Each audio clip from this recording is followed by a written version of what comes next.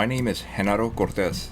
I'm a San Antonio criminal defense attorney, and today I'm going to show you how to calculate the guideline range for a first-time federal alien smuggling case. So let's get started. First thing we're going to do is we need to go to the government's website. It's ussc.gov. From there we click on guidelines and then sentencing table.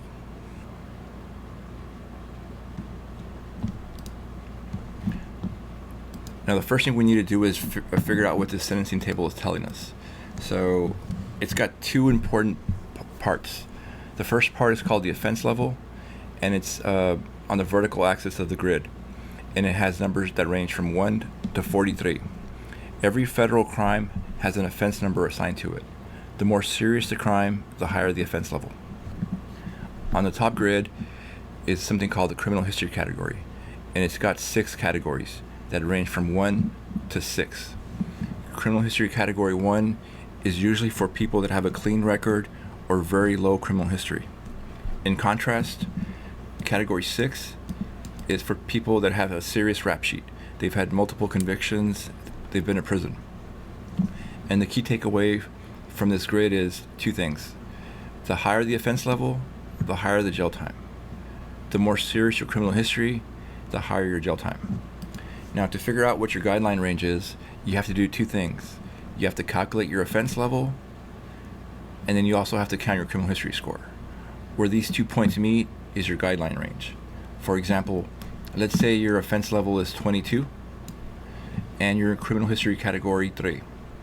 Where those 2 points meet is at a range of 51 months to 63 months in jail. That's roughly about 5 years.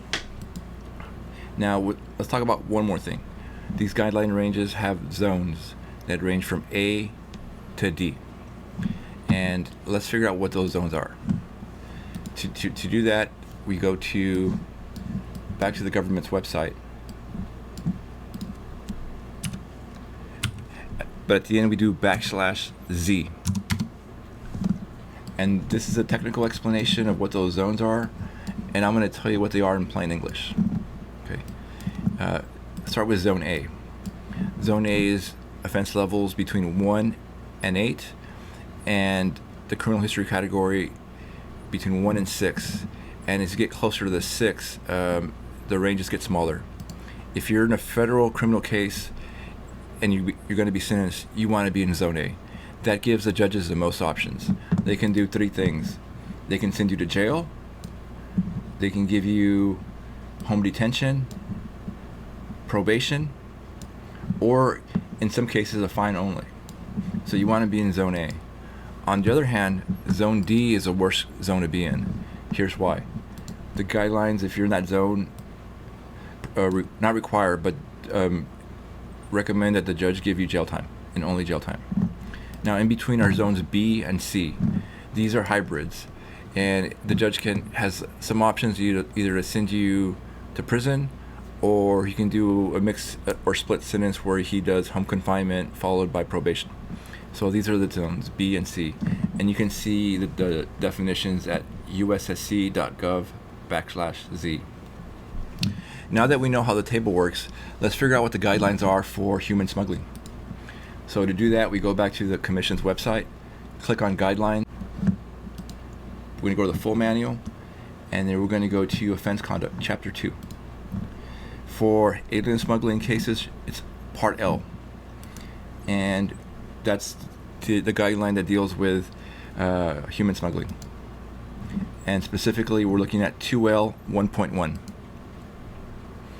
Now, these guidelines are technical, and when you read them, they don't make a whole lot of sense. But let's put them into context to see how they work in the average human smuggling case. So, for a 1324 case, which are the most common human smuggling cases you'll see along the Texas-Mexico border, the base offense level is 12. And we take this number and we can look at the table and see that the base offense level is 12 here. And if you have no criminal history, if you've never been in trouble before, then you're looking at between 10 and 16 months in jail. Okay? And that's just how it starts. Now we can go up or down, and I'm going to show you how that works. The next part is, once you figure out the offense level, is we look at specific offense characteristics.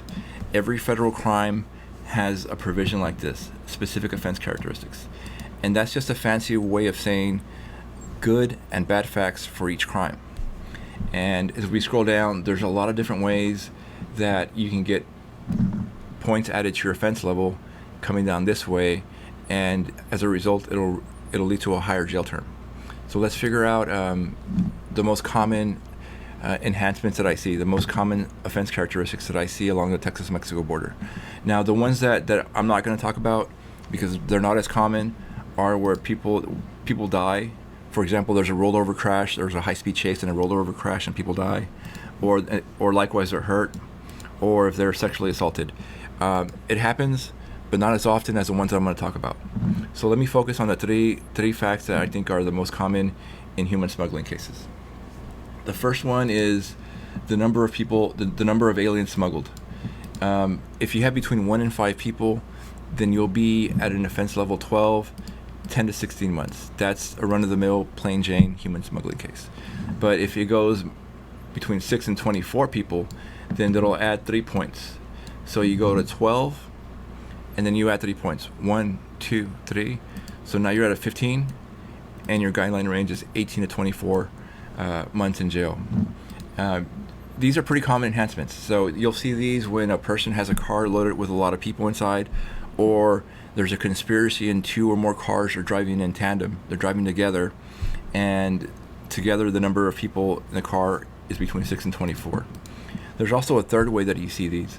That's when a person gets arrested with 2 or 3 people in the car, and then he confesses to the police that he tells them, yeah, I'm guilty, plus I've done this before 2 or 3 times, and each time I had 2 or 3 people. What the probation officer will do is he'll not only take the number of people you had in the car when you're arrested, but he'll also use those statements to count the times that you've done it before that you admitted to. And that'll usually bring you up into 6 to 24. 25 to 99, we see those, but not as often as 6 to 24.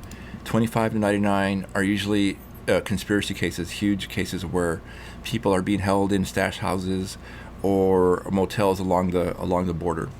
And then 100 or more, I have not seen these, but again, these are the bigger cases, the ones you'll see on TV where there's tractor trailers full of people and there's people in stash houses. But for the most part, the more common ones you see are 6 to 24. Every now and then you'll see 25 to 99, but mostly 6 to 24 if you get this enhancement. The second one that catches people off guard is this one here. It is the minor enhancement. If you transport somebody that's a minor, and a minor has a definition that's in the guidelines. It means anybody that isn't 18 years old, so under 18. And if you see a child that's 5 or 6 years old, it's obvious that person's a minor. But what's happening is a lot of the people that are being smuggled across or are being transported are 16 or 17 years old. And when you look at them, they look like adults. And it catches people off guard because, especially defendants and their lawyers, because you're assuming they're adults. And the worst part of this is, even if you don't know they're minors, if they are technically minors, then you're going to get a 4-level bump. And you can see it right here. 4 levels. If they come without any kind of they're called unsupervised minors, so they're without their parents or guardian. And so what happens is this: you go from 12, you add 4 levels, 1, 2, 3, 4. Now you're at offense level 16, and you're looking at 21 to 27 months in jail. That's a huge jump. So the top of the guideline on a regular one is 16 months. Now you're looking at 27 months. Almost doubles your jail time possibility. There's one more I want to talk about, and it has to do with putting people in danger. So if you're transporting people, if you're driving them, the most common example is the one I'm going to tell you. It's when people are driving in a car and the Border Patrol signals them to stop, or DPS, and what happens is people panic. The driver panics. He knows he's got people in the car, he knows it's a crime, and he knows he's going to jail. Instead of pulling over, he just keeps driving or speeds away. It's a high-speed chase. And nobody gets hurt, but the fact that you got into a high-speed chase will result in a two-level bump Okay, so you'd go from 12, 13, 14, 15 to 21, right? That's not too bad, you're thinking, right? But check out the last part of that sentence. If the resulting offense level is less than 18, then increase it to 18. So here we went from 12 to 14. 14 is less than 18, so they'll jump you up to 18. Now we're talking 27 to 33 months. You're getting close to 3 years at that point. And if you compare the top of the guidelines, 33 months versus 16 months, that's more than double. So those are the most common ones that I see along the Texas-Mexico border, or at least between here and Del Rio and San Antonio and the Houston area. There are other enhancements that you have, and you need to walk through those as well. But if you're a first-time alien smuggler and these are your facts, then that's kind of the jail time you're going to be looking at. Now, if you have criminal history, you're going to go farther out this way, and that'll also increase your jail time. There's one more thing we got to take a look at, and they're called adjustments.